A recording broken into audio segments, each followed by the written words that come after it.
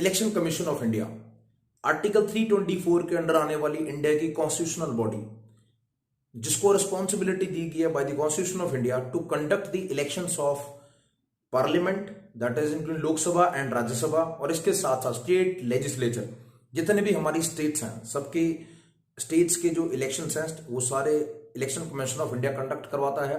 और आज इस वीडियो के अंदर हम सबसे पहले कवर करेंगे करंट अफेयर्स का पार्ट, आने वाले कुछ पीरियड के अंदर 5 स्टेट्स हैं जहां पे इलेक्शन होंगे, उनका पार्ट हम समझेंगे। लेकिन हमारा मेन फोकस होगा इस वीडियो के अंदर वो होगा इलेक्शन कमीशन, जो हमारा सबसे इंपॉर्टेंट पार्ट है स्टैटिक पॉलिटी की तरफ से। और आने वाले 6 मंथ्स के अंदर जो भी कॉम्पिटेटिव एग्जाम होंगे और आने वाले टाइम पे जो भी कॉम्पिटेटिव एग्जाम होंगे और पॉलिटी से अगर इलेक्शन कमीशन ऑफ इंडिया से क्वेश्चन आया, then definitely the question will be from this very particular area.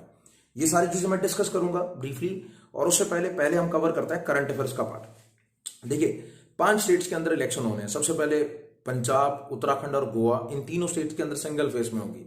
UP के अंदर देयर आर 403 सीट्स और वहां पे 7 फेज के अंदर इलेक्शन होंगे। What is a phase? Phase मतलब होता है अलग अलग डेट्स को अलग अलग रीजन के अंदर एक ही स्टेट के अंदर वोटिंग होगी, that is called a phase.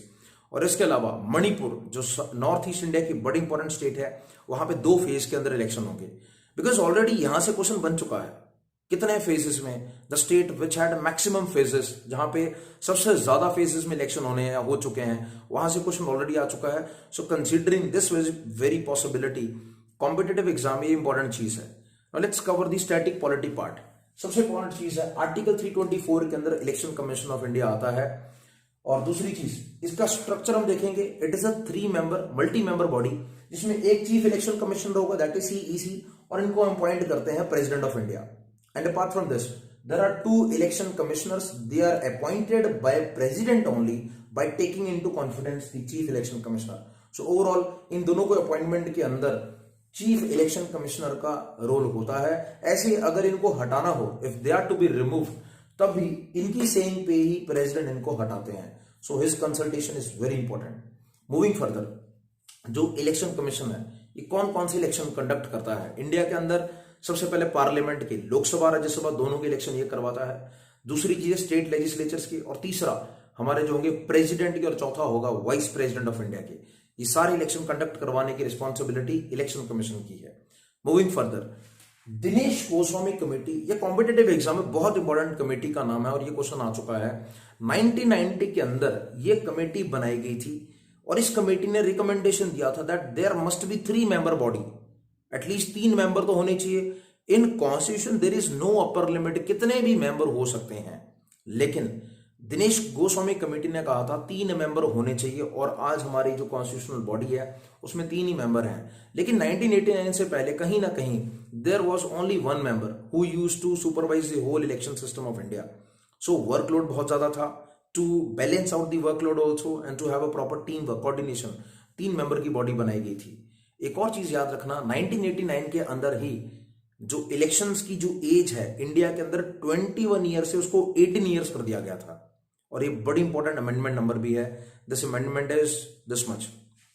Moving further, इस रिकमेंडेशन के तहत जो है 2 इंडिविजुअल्स की यहाँ पे सेइंग बहुत इंपॉर्टेंट है। एक है हमारे चीफ जस्टिस ऑफ इंडिया, दूसरे leader of opposition, third is 65 years की एज में ये रिटायर होते हैं। और लास्टली, या तो इनको 65 ईयर्स की एज में रिटायर होना है, other 6 years term period possible है। प्रैक्टिकली स्पीकिंग आज तक नहीं हुआ है, ना तो ये होता है। यूजुअली अगर कोई 63 ईयर्स की एज में बनता है तो 65 में रिटायर होगा, 64 में बनेगा, 65 में रिटायर होगा। यूजुअली अगर हम इंडिया की बात करते हैं, तो अगर हम आज की बात करते हैं, तो recently in the last 2 decades we have seen number of officers retiring.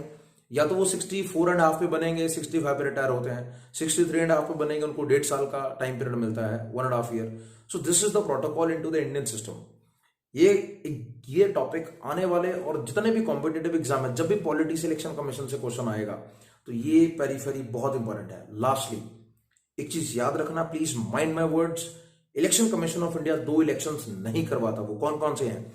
एक तो पंचायती राज सिस्टम, जो लोकल सेल्फ गवर्नमेंट गांव के अंदर होती है, और दूसरा होता है म्युनिसिपैलिटीज, शहरों के अंदर, अर्बन लोकल बॉडी जिसको बोलते हैं। इन दोनों के इलेक्शन हर स्टेट के अंदर स्टेट इलेक्शन कमीशन बॉडी होती है, वो कंडक्ट करवाती है।